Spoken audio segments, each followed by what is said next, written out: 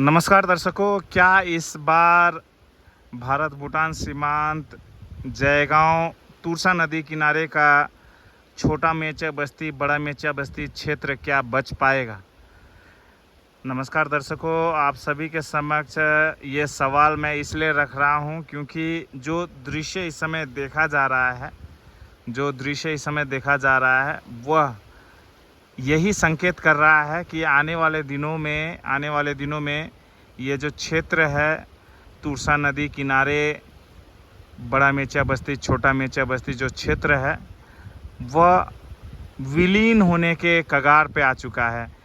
यहाँ किसी समय यहाँ पे ज़मीनें हुआ करती थी, काफ़ी सारे घर हुआ करते थे, लोग यहाँ पे फसल उगाया करते थे, वृक्ष रोपण करते थे, यहाँ पे तमाम गतिविधियाँ देखी जाती थी। लेकिन आज यहाँ पे सन्नाटा छाया हुआ है इसलिए क्योंकि आप ये जो नदी देख रहे हैं तुरसा नदी कभी काफ़ी दूर इस क्षेत्र से बहा करता था, लेकिन आज ये तुरसा नदी अपना मुंह मोड़ चुका है और ग्रामीण क्षेत्र जो तुरसा नदी किनारे ग्रामीण क्षेत्र है वह इस समय तुरसा नदी का भेंट चढ़ता जा रहा है।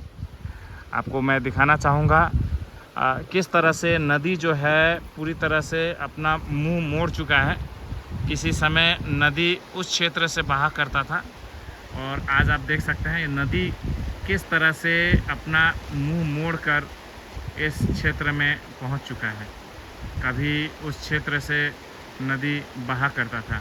ये तुरसा नदी है और इस समय आप देख सकते हैं, देखने में भले ही शांत स्वभाव आप इस नदी का देख रहे होंगे, लेकिन जो क्षति इस क्षेत्र में पहुंचाया है, आने वाले दिनों में अगर इसी तरह का परिस्थिति रहा तो यह कहना गलत नहीं होगा कि जयगांव का छोटा मेचा बस्ती बड़ा मेचा बस्ती का काफ़ी सारा हिस्सा जो है नक्शे से मिट जाएगा और वहाँ पे आपको आने वाले दिन में नदियाँ ही बहती दिखेंगी।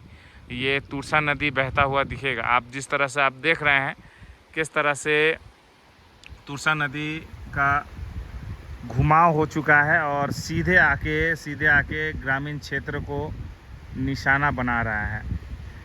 आप ये देख सकते हैं यहाँ से हल्का सा पानी जो है बहाव जो है दूसरे तरफ मुड़ा है, लेकिन जैसे ही बारिश आती है यहाँ पे क्षति काफ़ी ज़्यादा देखा जा रहा है। और अगर समय रहते प्रशासन द्वारा यहाँ पे उचित कार्य नहीं किया जाता है तो दुख के साथ कहना पड़ेगा कि जयगांव का ये जो हिस्सा है यहाँ पे आप जो आज दृश्य देख रहे हैं कल वो दृश्य आपको देखने को नहीं मिलेगा।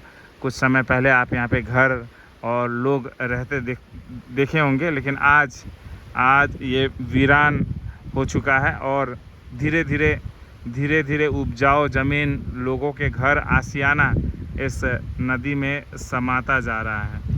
मैं अपील करना चाहूँगा कि इस विषय पे राजनीति ना किया जाए। बड़े बड़े नेतागण आते हैं, केवल सवाल करके चले जाते हैं। एक बात ये भी रहता है कि नदी किनारे घर क्यों बनाया, दूसरे बात ये रहता है कि सेंट्रल गवर्नमेंट भूटान सरकार से बातें नहीं करती, इसीलिए नहीं हो पा रहा। तर्क वितर्क आरोप प्रत्यारोप चलता रहता है, लेकिन इसमें जयगांव और जयगांव वासियों को काफ़ी क्षति हो रहा है। प्रशासन नेतागण अधिकारीगण से यही मैं अपील रखना चाहूँगा कि समय रहते उचित कार्य हो, बचाव का कार्य हो, अन्यथा प्रकृति के आगे ना कोई जीत पाया है ना जीत पाएगा। लेकिन पहले ही हार मान लेना यह एक कायरता होगी और हम मनुष्य अगर चाहे तो कुछ भी संभव है। मैं ये नहीं कहता कि यहाँ पे नदी को सुखा दिया जाए, मैं ये नहीं कहता कि नदी को यहाँ से कहीं और लेके जाया जाए। मैं बस यही कहना चाहूँगा कि समय रखते अगर यहाँ पे बचाव कार्य अगर किया जाए तो शायद आने वाले दिनों में यहाँ पे जो क्षति होने वाला है उससे बचा जा सकता है। और प्रशासन, हमारे यहाँ के प्रशासन, मुझे मालूम है कि ये कार्य उनसे हो सकता है, वो कर सकते हैं अगर संकल्प लेके अगर वो लोग उतर जाएं, दृढ़ निश्चय के साथ अगर कार्य किया जाए तो हर एक कार्य हमारे यहाँ के प्रशासन, जिला प्रशासन, ब्लॉक प्रशासन, स्थानीय प्रशासन द्वारा संभव है। तालमेल की ज़रूरत है। आरोप प्रत्यारोप ना करें, राजनीति ना करें, लोगों के जनहित में कार्य करें। इस समय मैं अलविदा लेना चाहूँगा। ये दृश्य दिखाने का उद्देश्य बस यही है। हमेशा सुहाना मौसम ही मैं नहीं दिखाना चाहता, लेकिन अगर इस तरह की समस्याएं हो तो उसे भी दिखाने में मैं पीछे नहीं हटने वाला। और लोग जहाँ जहाँ परेशान होंगे वहाँ जयगांव मिरर्स ज़रूर पहुँचेगी, विजय कुमार गुप्ता ज़रूर पहुँचेगा और आप सभी के समक्ष सच्चाई का आईना इसी तरह से दिखाता रहूँगा। इस समय फ़िलहाल मैं अलविदा लेना चाहूँगा, फिर किसी और क्षेत्र से फिर जुड़ूँगा। जय हिंद।